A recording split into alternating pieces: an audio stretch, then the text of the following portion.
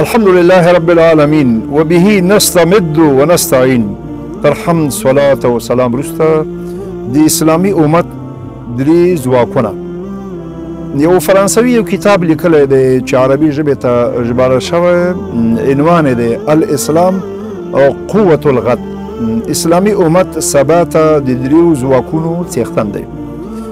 د عقیدي او مفکورې ځواک، بهترین معقول دین، ځوان نسلونه او کاري ځواک، طبیعي منابع، حاصلخیزه پراخه او ارتې ځمکې، باغونه، چمنونه، غرونه، کانونه، سیندونه او سمندرونه.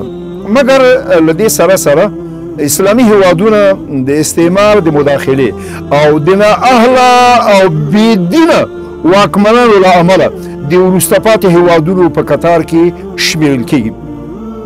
زیاتره اسلامي هیوادونه خارجي پورونو لاندې کړي، ولسونه د ټکسونو درنو مالیاتو د فشار لاندې په وږي نس شپې ورځې سبا کوي. د اسلامي نړۍ اقتصادي وضعیت خورا ژړونکی دی. په اسلامي هیوادونو کې ملي عایدات ډېر کم دي، ټوله بیکاري ده. اسلامي نړۍ د ځوانانو په مټو او مغزو اروپا او امریکا ودانه سوه.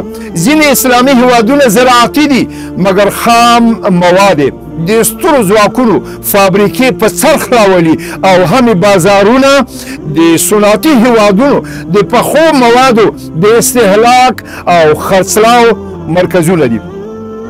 اسلامي هیوادونه له لویو تولیدي سرچینو څخه بې برخې دي.